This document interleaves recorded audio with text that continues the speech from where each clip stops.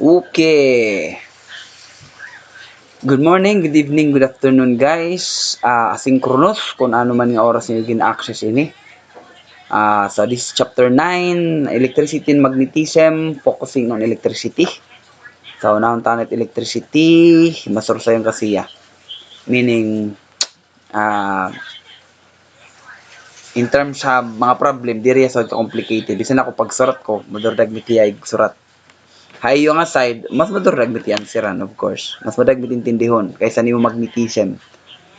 So 25, what is the resistance of a nichrome wire at 0 degrees Celsius if its resistance is 100 ohm at 11.5? What is the resistance of a carbon rod at 25.8 degrees Celsius? So duha. Letter A is nichrome, so the dependency of resistance with respect to change in temperature. So I think itat formula ang kailangan ini dinhi is ini, nga igbaw ini. This one.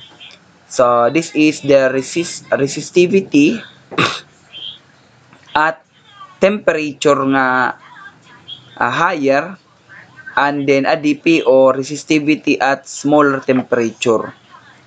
So anong given didi? I think may dakita resistivity nga given. Di man yan eh. Nichrome is 0.004. Coefficients, this is alpha. Ay sa substitute natin na, butang tanay. Butang tanay at mga constant. May dakita, given. May dakita given nga nichrome wire at 0.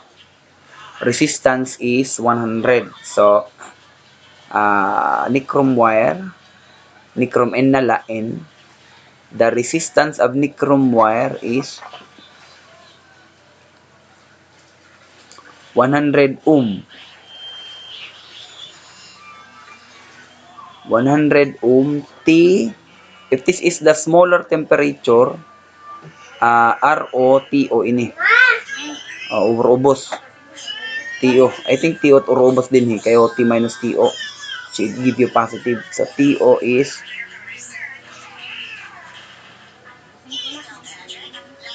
TO kasi mas rumubo temperature, so urubos. So resistivity with respect, so meaning inihiyang formula is the dependency of your resistivity at ang imo constant and resistance also, of course, because your resistivity is directly proportional with your resistance kasi amin yung constant kada mga material. So the dependency amiton rho of T, mean the dependency of your rho with respect to T or change in temperature. So actually, ito mo formula ito dito times ha. Makamat magintindi. Rho, pwede ka lang summering, rho is equal to danay amin ito sa nyo intindihan na da. Ang mga soro substitute la. Di nyo ginintindi. So that would be rho at 0 or at lower temperature. Rho at lower temperature, tapos formula. Rho 1 plus alpha. 1 plus alpha T. And higher temperature minus lower temperature. So, kailangan tan alpha nganhin mga rho to calculate han aton resistance at that temperature. So, I think makakalculate natin ini nga resistance. Resistivity. So, because your resistivity is konektado yang nga di resistance. So, ini ito tunahon. Resistivity is with respect to temperature. Balik kita problem. Resistance, what is the resistance? R at at 100 is 11. Resistance is 100 at 11.5. So 100 at 11.5. So 100 at 11.5 degrees Celsius. Tapos, what is the resistance? Nichrome wire at 0 if its resistance is at 11.5. So, tatong kailangan, what's the resistance of nichrome wire at 0? Resistance at 0. So, di rin ni 0. R ng tila ini. Tapos, at kailangan is RO. Makakalculate kita itong RO. RO is equal to resistance na hitasing temperature na pamatiko. Baliktad ha. Basahon tawarek magbasa god or nangalimot la ko. Ngadto kita heton imo formula. Anot imo I think TO iton imo hitaas. Tanto daw. The resistivity rho of a material is the ratio of magnitude of electric field and current density. Good conductors have small resistivity. Good insulators of large. Ohm's law. Your resistivity usually increases with temperature. So meaning, taas si temperature, nagtitikahay taas si resistance. So the more niya mamamasok. The more nga taas temperature, meaning nga diha mga countries para aton, or di gani hirani mga kalayo, mapasok, di gani may daka dida akin, tapos may dani mo dida sapit nga electricity. So mapuro paso it imo temperature, or na mamaso nat imo kurente kay gugtit wire, the more ito iya nga nataas it resistance, the more iya mamamasok. Nakita niyo iton kuan iya itiya bagan compound na pag-change it imo resistivity. So meaning taas, so meaning ining nga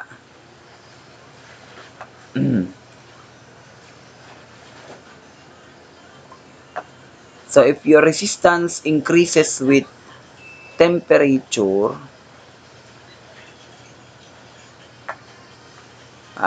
resistance, kaya natin kakalculate kasi is resistance, what is the resistance at 0?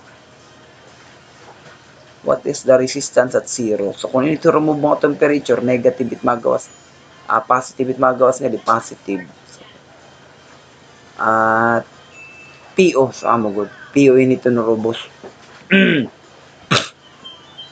Kayo negative kasi dinit imo o maliban alpha kita ang tanet imo alpha di alphas hanat alpha mga given alpha o man alpha na may miling pagkita niya constant hanat ni mga alpha di man nichrome wire alpha. So your alpha is for nichrome wire di 0.0004 per degree Celsius. So 0.0004. So I think what we're going to do is define O all over 1 plus alpha T minus T sub O. So if we change this to resistivity, resistance kasi given. Resistance is rho L all over A. Now, babalyan nato ng rho equal to resistance times area or all over L. Okay? But your area and L is the same. Ang air temperature lang kasi tag-iba. So meaning, pwede tayo i-ratio rho O all over rho 1 all over 1. Nahiwi naman ini. Ano to sir? May hiniwi naman ito sir. God. Tadong ko na lang yan. 1 plus alpha T minus TO. So, iniya nga PO, that would be an RA, so RO, all over area and length. Pero imo area and length, you're speaking of the same wire, changing in temperature. So, makakansela tiya. RA all over L. Meaning, animo area, animo length, you're talking about the same area and length for this.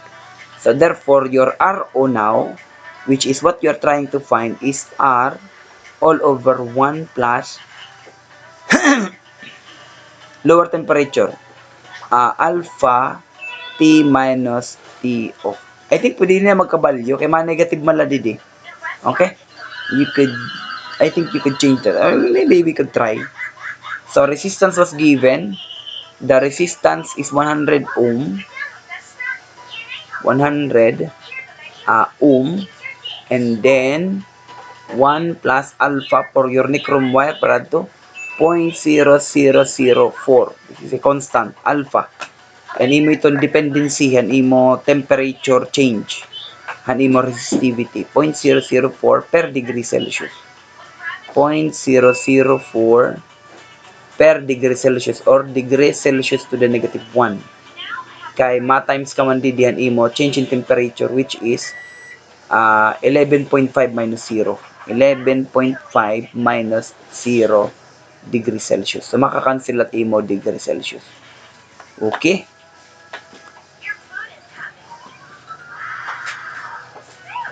Testingan ta kung magkabalyo ha, kung pareho lagawit magawas.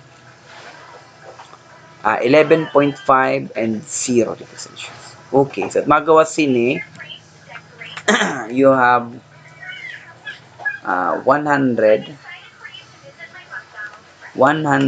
all over 1 plus 0.0004 times 11.5 minus 0.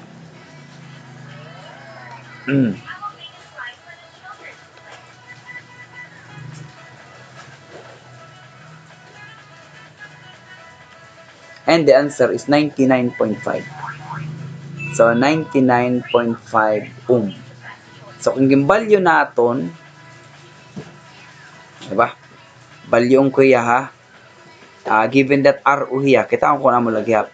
R would be equal to RO, pero yan na, ma-value in hiya. 1 plus alpha T minus TO.